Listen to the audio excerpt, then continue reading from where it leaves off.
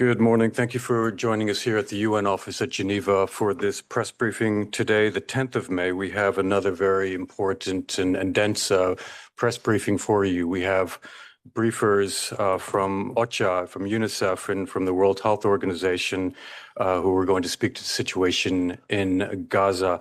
We also have an update from our colleague from the Refugee Agency on Brazil, as well as an announcement from the World Intellectual Property Organization. So we'll start off immediately with our colleague from the Office of the Coordination of Humanitarian Affairs, Mr. Georgios Petropoulos, who is the head of the sub-office in Gaza for OCHA, who is joining us from Rafah. Just to mention that we'll take the three briefers on Gaza back to back, and then we'll take questions at the end of the three briefings. Georgios, over to you. Hi, everyone, and good afternoon from Rafah. It's good to be here. The situation that we're seeing here in Gaza, I think, has reached, once again, we say, even more unprecedented levels of emergency. So the recent evacuation orders we had from the government of Israel linked to the military operation in Rafah is now counting 110,000 plus displaced people having to move north. Most of these are people who have had to displace 5 or 6 times. What's on our plate right now is the largest impediment to our activities is that every single crossing into Rafah governorate in South Gaza is closed and remains so. The closure, especially of Rafah crossing and Kerem Shalom, has severed access for us to fuel, to supplies, and the movement of humanitarian staff. It's also affected the movement of any civilians that could go out or medical evacuation. In our assessment of both Rafah and Kerem Shalom, to date we've seen that they're not secure, they're not safe, and they're not logistically viable. So there's a lot of work that we have to do to get them to that state. We're working hard with member states to find ways to bring this fuel and supplies and to make sure that aid workers can get in and out. This solution will need to be sustainable. We have to bring some kind of predictability to the aid here. Unless these solutions come quickly, our aid activities, our communication, with lack of fuel, banking activities even will halt within the next 2 days. Not having fuel will affect life-critical sectors. Without supplies, we're already seeing market prices rise, and vulnerable members of society being forced into abuse, having to make choices that are unacceptable, that are dangerous in order to access what does remain available in the market or on displacement sites. So protection of civilians, humanitarian assets, and our actual supplies with assurance from all parties has to remain a major concern already. We have lost supplies from warehouses that have been in evacuation zones from destruction and looting. Shelling, bombing has affected communication, cell phone, internet towers. We're losing internet access. We're losing the ability to communicate effectively with each other, with the communities that we serve. In the next day or so, if we don't have fuel, we are going to lose functioning of 5 Ministry of Health hospitals, 5 field hospitals, almost 30 ambulances, 70 primary healthcare centers run by UNRWA and other partners, and 10 mobile clinics providing immunization, trauma care, and malnutrition services, as well as 23 medical facilities in Al-Mawasi, which, as you know, is where hundreds and hundreds of thousands of people have sought shelter. Any kind of meaningful safe water production in Rafah has already stopped. Facilities have to be maintained at their lowest levels just to ensure that they're not destroyed by full stoppage, which would require weeks to begin again. In terms of the food, we have to say that the World Food Program in UNRWA will run out of food for distribution in the south by tomorrow. That means that people will be left only with what has already been distributed in their shelters, in their homes, and on site. As of today, we have 12 bakeries supported by humanitarian partners here in South Gaza. 8 have ceased to operate due to lack of fuel in stock, and 4 that are still operating at reduced capacities will be out of that stock by Monday. Thank you very much. Thank you very much, Georgios. And indeed, Jens, who's with us here on the podium, will share these figures with you. We're going to turn immediately to another colleague joining us from Rafah, from UNICEF, Hamish Young, who's UNICEF's Senior Emergency Coordinator in the Gaza Strip. Hamish, over to you. Good morning, thank you, and greetings from Rafah here in Gaza. I've been working on large-scale humanitarian emergencies for the best part of the last 30 years, and I've never been involved in a situation as devastating, complex, or erratic as this. When I arrived in Gaza in the middle of November, I was shocked by the severity of the impact of this conflict on children, and impossibly, it has continued to worsen since then. Yesterday, I was walking around the Al-Mawasi zone that people in Rafah are being told to move to. More than 100,000 people have fled Rafah in the last 5 days, and the stream of displacement continues. The roads to Al-Mawasi are jammed. Many hundreds of trucks, buses, cars, donkey carts, you name it. They're loaded with people and possessions. In fact, I was almost late for this briefing because I was held up in that human traffic. And on the way in today, I saw someone trying to move their latrine, their temporary makeshift latrine on the back of a donkey cart. I think this gives you some idea of just how desperate the people are. Shelters already lined Al-Mawasi sand dunes, and it's now becoming difficult to move between the massive tents and tarpaulins. People I speak with tell me they are absolutely exhausted. They're terrified, and they know life in Al-Mawasi will, again, almost impossibly be harder. Families lack proper sanitation facilities, they lack drinking water, and they lack shelter. People are making improvised toilets by digging holes in the ground around groups of tents. Open defecation is on the rise. Georges just gave us some striking numbers on the lack of access to hospitals and health centres. And as we know, displaced people are subject to even greater risk of disease, infections, malnutrition, particularly children, dehydration, and they're also subject to other protection and additional health concerns. Beyond a few mobile health points and field hospitals with limited capacity, the closest hospital is at least 4 kilometres away, and that's assuming the road is even safe to use. In Gaza, almost everyone has now been displaced more than once, some many times, and as a result, they're at even greater risk. Yesterday, I was talking to someone who was packing up their family just outside the coordination centre where we are now. And one of the father told me that he had nothing other than bad options to choose from. And as he was telling me where he was going, he started sobbing, then his children started crying, then they started asking me what to do. It's just a tragic situation, and there's nowhere safe in Gaza for children. All that said, impossibly, again, it will worsen further if humanitarian operations are not revised in the next 24 to 48 hours. Again, as George has just said, for 5 days, no fuel and virtually no humanitarian aid has entered the Gaza Strip, and we are scraping the bottom of the barrel. This is already a huge issue for the population and for all humanitarian actors, but in a matter of days, if this is not corrected, the lack of fuel will really grind the whole humanitarian operation to a halt. Without fuel, the maternity wards, for example, in Emirati Hospital cannot function. And this is while approximately 80 babies are born there every day. Pregnant women are left without options for safe delivery of their newborns.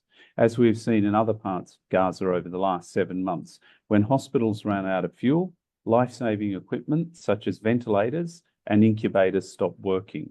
And there's not even enough incubators to go around at the moment. I was in a hospital last week, and every incubator had 2, if not 3, newborn babies in it. Without fuel, the water desalination plants, which are only running at 20 to 30% capacity anyway, cannot function. The water wells can't function. The sewage system, degraded as it is, cannot operate at all. And our trucks cannot bring the critical life-saving humanitarian aid to the people in need. Food stocks to support the people in the south are expected to run out in the coming days, and the last functioning bakery in the south is about to run out of fuel. At a time when people are being forced to pick up and move again, life-saving supplies that sustain and support them have been entirely cut off. So let's be very clear, this will result in children dying. These are deaths of children that can and must be prevented. And then there are families that cannot leave Rafah or choose to stay. Hundreds of thousands of children are injured, sick, malnourished, or have a pre-existing disability. Over 14,000 children have reportedly been killed already in this conflict. A ground offensive in Rafah will undoubtedly result in this number increasing dramatically. Even the air offensive is killing people already. One of our colleagues at the WHO lost a 7-year-old niece 2 days ago. I've spent a lot of time in Gaza's remaining hospitals, and the injuries I've witnessed are excruciating. It's very hard to describe the impact of modern high-tech weaponry on a 4-year-old. What it does to a young body is just beyond comprehension. I've seen firsthand many children who've lost limbs, who've suffered horrific burns, these type of injuries. And of course, the impact on the mental health of all children in the Gaza Strip is terrible, and it's getting worse. Those of us who are working here are doing everything we can to keep the humanitarian response alive. We remain hopeful our calls for a ceasefire will be heard and acted on, but we are also braced for this senseless conflict to continue to shock even the most seasoned of us. We need fuel immediately, aid must flow, hostages must be freed, Rafah must not be invaded, and children must be protected, not killed. Thank you. Thank you very much, Hamish. Now over to Margaret from the World Health Organization for an update as well on Gaza. And thank you very much to my colleague from UNICEF for those updates and really bringing to reality what a health system under such threat, under such pressure looks like. We have one bright spot. Our WHO team visited the Nasser Medical Complex yesterday. It's not fully functional, but the work of the health partners in the health cluster, UK Med, MAP UK, MSF France and UNFPA, along with WHO, to get it back up and running. This has just been done within days, weeks, means that they were actually accepting dialysis patients yesterday, and they are also, their laboratory is able to perform some blood tests. It's not anywhere near where it was, but it's coming back. And this was part of a contingency plan to try to see where the hospitals could be made available, functional, if this incursion happened. But, and we have pre-positioned supplies in the various hospitals, field hospitals, medical points. But as has been made absolutely clear, without fuel, all that stops. All the things that a hospital does, all the life-saving treatments no longer can be done.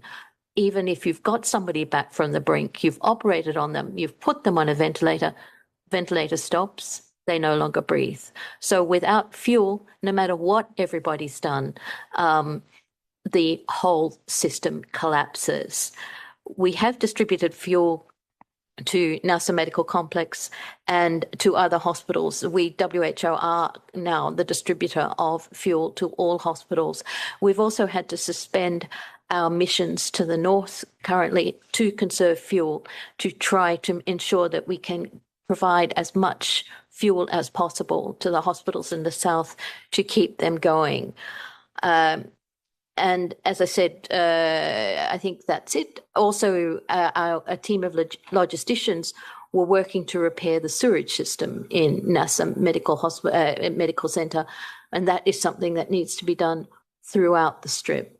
As my colleague very graphically described, a lack of sewage services, lack of clean water means that if the bombs don't get you, you die of thirst, infectious diseases, or simply hunger. Thank you very much, Margaret. If you'll indulge me, we'll take questions in a minute, but I'm just going to read out a tweet that was put out last night from UNRWA on behalf of UNRWA's Commissioner General Philip Lazzarini. The tweet is as follows: this evening, Israeli residents set fire twice to the perimeter of the UNRWA headquarters in the occupied East Jerusalem. And this took place while UNRWA and UN agency staff were on the compound. While there were no casualties among the staff, the fire caused extensive damage to outdoor areas.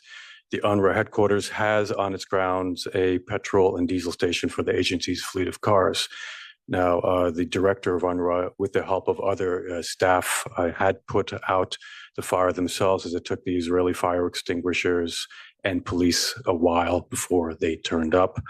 A crowd accompanied by armed men were witnessed outside the compound chanting, "Burn down the United Nations." This is an outrageous development. Once again, the lives of UN staff were at a serious risk. In light of this second appalling incident, in less than a week, the Commissioner General has taken the decision to close down the compound until proper security is restored. Over the past 2 months, I should mention that the Israeli extremists have been staging protests outside their UNRWA compound in Jerusalem, called by an elected member of the Jerusalem municipality. The tweet continues. This week, the protest became violent when demonstrators threw stones at the UN staff in the buildings of the compound. Over the past months, UN staff have been regularly subjected to harassment and intimidation. The UNRWA compound has been seriously vandalized and damaged. On several occasions, Israeli extremists threatened staff with guns. UN, of course, it is a responsibility of the state of Israel as an occupying power to ensure the United Nations personnel and facilities are protected at all times. UN staff premises and operations should be protected at all times in line with international law. Lastly, the UNRWA Commissioner General calls on all who have influence to put an end to these attacks and hold all those responsible accountable. The perpetrators of these attacks must be investigated, and those responsible must be held accountable.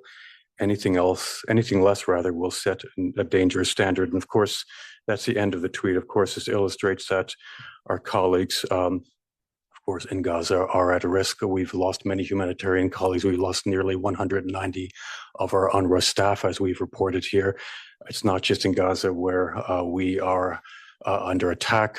So this is something that we really wanted to emphasize, the need for accountability, the need for these intimidations and attacks to end. So I'll turn over to you, colleagues, for your questions. And if you could kindly indicate who you want to point your question to, we'll start off right away for any in the room. And then we'll turn to the platform. Okay, we have a question from Mohammed of Andalu. Mohammed. Thank you so much, Rolando. My question for Ocha, Jens, or other guy can reply it.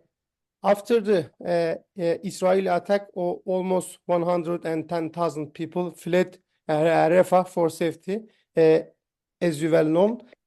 My question is, where these forcibly displaced people go, is this a number expected to increase rapidly? And does United Nations have any aid plan for these people? Thank you. Thank you, Mohammed. Georgios? Yeah, thank you very much for your question. So we've seen since the attack, we've seen on average about 30,000 people leaving Rafah every day. They move from Rafah city towards the coast, or they move north into the governorates of Khan Yunis or Deir al-Balah, or what we call the middle area. They add to the numbers of the displaced there. So these areas already have displaced numbers in the hundreds of thousands. The humanitarian system has prepared through some pre-positioning of supplies and moving of field hospitals and preparation of primary health care.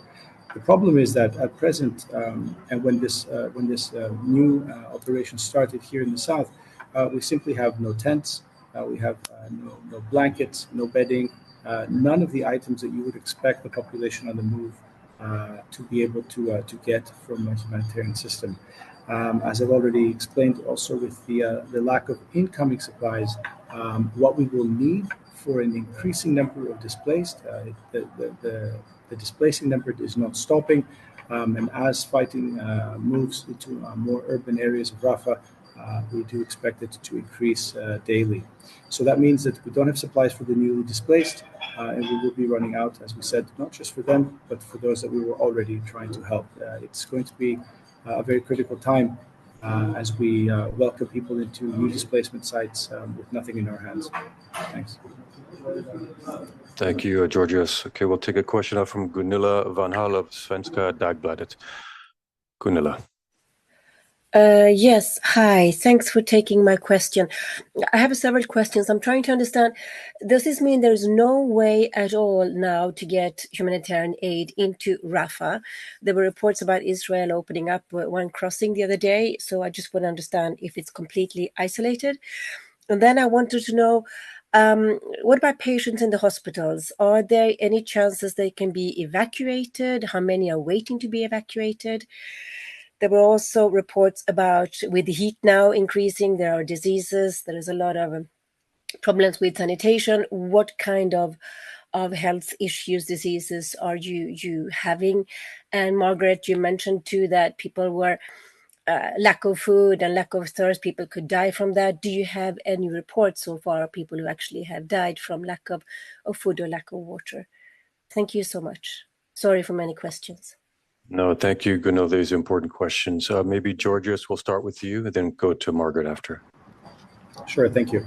If you remember, and I think this is a very ironic turn of events, for months since the start of the year, the UN and partners were trying to use two routes of supply from South Gaza to the north of Gaza through two Israeli checkpoints to feed 250, 300,000. We don't have a perfect number for the people that remain in North Gaza. And we were very, very unsuccessful in trying to make everyone safe, have enough food and have access to health. We simply couldn't do it for 300,000 people, which led to malnutrition. And the information that we've already shared around the hunger issues there and the risk of that situation becoming worse. Now, with the crossings in Rafah all closed, we have Erez crossing in North Gaza, which continues to be able to bring humanitarian supplies, mainly food. We are left with one crossing, increasingly dangerous, insecure, and inefficient, not a meaningful humanitarian route for the volume of needs that we are increasingly seeing for the approximately 2 million people in Gaza that live south of the Wadi, and who are increasingly in desperate need for food, water, dignity, and shelter. Thanks. Thank you. Margaret. Yes, on the patients, nobody's coming in or out. So anybody needing evacuation, and indeed, I think the numbers I have are about 9,000 people actually need evacuation. And when we look at in the past, when we've had patients waiting to be evacuated, when you look at the lists, quite often the percentage of those approved and those who get out is different because they die while waiting to be evacuated. But at the moment, nobody's coming in, nobody's coming out. That's the real problem. On the malnutrition, we don't have good numbers. We don't have numbers about what people are dying of. We know that at least 30 people did die of malnutrition and dehydration. Those are recorded numbers, but that it doesn't give you any idea of what's happening right now. What I can tell you, though, is our stabilization centers, our severe acute malnutrition stabilization centers, which, by the way, didn't exist before this conflict, but now we set up 2 in the south and 1 in the north. They are full of patients. I think the numbers I have are 55 patients in the north, the 55 patients totally, 40 in the north and 15 in the south. But again, all those centers are dependent on having the supplies, having the fuel, having the means to keep going. Exactly. Okay. Yuri from RIA Novosti. Yes, thank you, Rolando, and thank you for the briefing. My question is for the colleagues of OCHA and other agencies that are in Rafah right now. Do you feel aggressivity towards you by the Gazans because of the impossibility for the UN to change the situation? Do you feel a frustration against you by the local people? Thank you.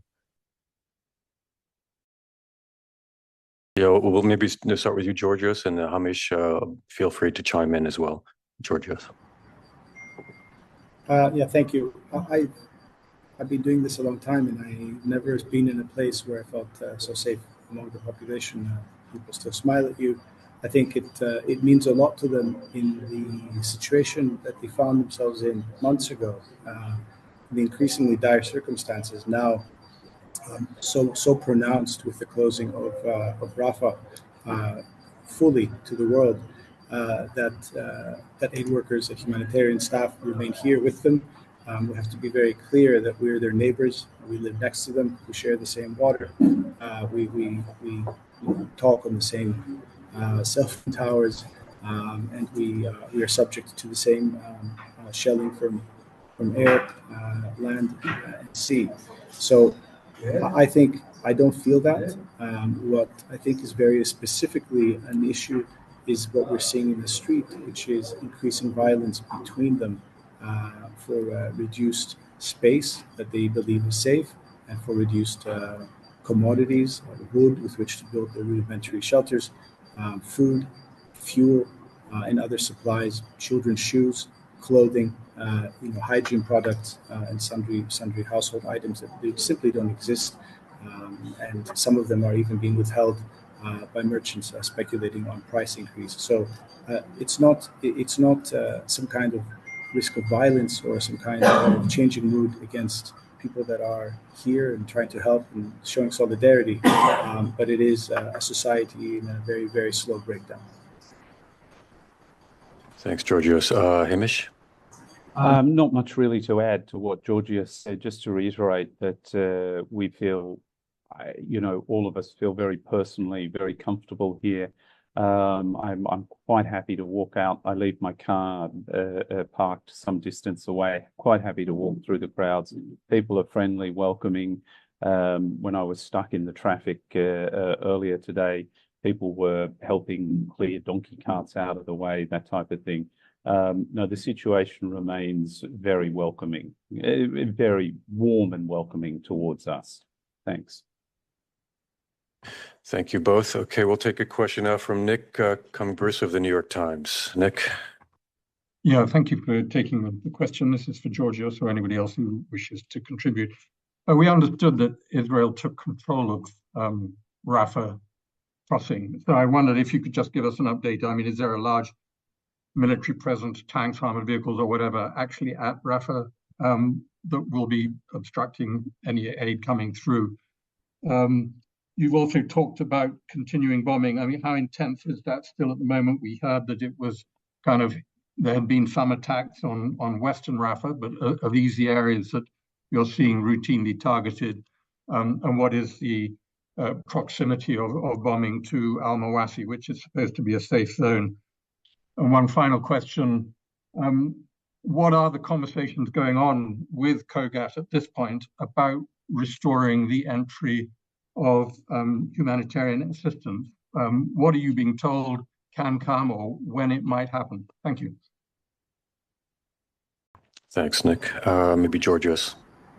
Yeah, thanks. I think on Rafah crossing, thank you for the question. On Rafah crossing, we assessed it. There is military presence along the corridor from along both crossings from Kerem Shalom to Rafah. I think to be clear, we don't necessarily believe that the presence of party to this conflict is going to obstruct aid necessarily or physically, but even if there were assurances to us being able to pass through a corridor, the proximity so close to a military involved in fighting is just not acceptable for something that has to be a humanitarian zone. That's certainly for any route where supplies go. For a crossing that then has to open to civilians and to aid workers, of course, we'd also be looking for a crossing that is safe, that has the infrastructure, the support and the services available to people to safely go in and out. So for the time being, as I said before, for us, we don't see it viable. And then maybe I'll link on the COGAT, the government of Israel. I think we're exploring all options. There's clear understanding that people, fuel, and supplies have to come back to Rafah and to Gaza in general. Any crossing will do. It's not these crossings only, as we've always called. Any way to get these three very specific things into Gaza, people, fuel, and commodities, to help, will be welcome. And I think the urgency is understood. The bombings continue to fall. They've always fallen all over Rafah. There's no real area where there's no shelling or airstrikes. In general, what we're seeing is that they are increasingly closer to Mawasi or Tal al-Sultan area of Rafah, where I am, within 1 kilometer to 800 meters from the Joint Humanitarian Operations Cell from which I'm talking to you. And therefore, you could say in the last 4 or 5 days, they are moving closer also to the coast, to al-Mawasi, to where we have hundreds of thousands of displaced along the beach. Thanks, Georgios. Hamish, you have your hand up. You want to add something? Only to add that since we've been online and speaking this morning, I got a message popped up that the younger brother of one of our colleagues and a friend of mine was killed in an airstrike a couple of hours ago this morning. So in answer to Nick's question, yes, it's very much still going on. It's very real. Thank you, Hamish, and of course, our condolences to your colleague and your friend. Christian, German news agency. Thank you, Rolando. I was going to ask you also about contacts with the authorities. Can you describe to us what exactly is happening with Hamas as well as the Israelis? Do you get information directly about evacuations? Do you get advance notice? In other words, do you know today what is going to come tomorrow? And are you also still coordinating in any way with the Hamas authorities? Thank you. Either one of either Georgios or Hamish who wants to take that? I think either of you are perhaps. I can start. George, go ahead. Yeah, please. We get evacuation orders from the Israeli military through very particular channels as the United Nations, which we then share in the system, the humanitarian system. But the evacuation orders have also gone out to the people of Gaza through social media, Facebook and Twitter and so on. They've gone out through leaflets that are passed. And I can say also that the recent evacuation orders here in East Rafah also included direct phone calls, I think, to civilians that were asked to evacuate their neighborhoods and their homes. We continue to engage the parties to the conflict for safe access, for secure humanitarian supply, for secure humanitarian routes from north to south, from south to south. And for the understanding that every single humanitarian worker and protected sites should be respected, should be neutral and remain a place of safety for the aid workers and the people that reach them for our services. Thanks. Okay, thank you very much, Georgios. We have a question from Lisa Schlein, the Voice of America. Lisa? Thank you, Rolando. Good morning, everyone. I'd like to get your impression about President Biden has said that he would suspend arms shipments to Israel if the operation, the incursion into Rafah, goes ahead. How important is this, do you think? Netanyahu seems to have dissed that situation and said he's going to go ahead anyway. Are you fearful that the U.S. has perhaps lost any kind of influence that it has had upon Israel and that it can do anything about this? Or do you believe that it might have some kind of an influence upon the operation? Thank you. And if everybody would please send us the notes as soon as possible, because there's so much material to digest. Thank you. Okay, I don't know if maybe Georgios, any thoughts on that? I think from the beginning, every single way that we can to avoid an operation in Rafah, to avoid a military incursion or a battle in the last part of Gaza that's left standing physically from the beginning, the last part where we have, I think, anything approaching meaningful humanitarian assets and infrastructure has to be looked at. And we have to stop. We have to stop this at all costs. The system that we have had to deal with, the system that we're trying to use to bring aid to more than 2 million people, is profoundly not fit for that purpose in its current form. Any further attack will render it, I think, beyond the pale. It's something we've never really seen, and I think that question really has to be put on the table. We have to put people first. We have to make sure that in this war, like all wars, but specifically on this one, where people really cannot reach places of safety, we talk about people first and what has been done to them, what is continuing to be done to them, and how fast we can end it for everyone here being affected by the war, including the hostages. Thanks. Thank you very much, Georgios. Okay. We do have a question now from Robin Millard of Agence France Presse Online. Go ahead, Robin. Thank you. I've got a question for Margaret on another topic, but I can come back to that. On Gaza,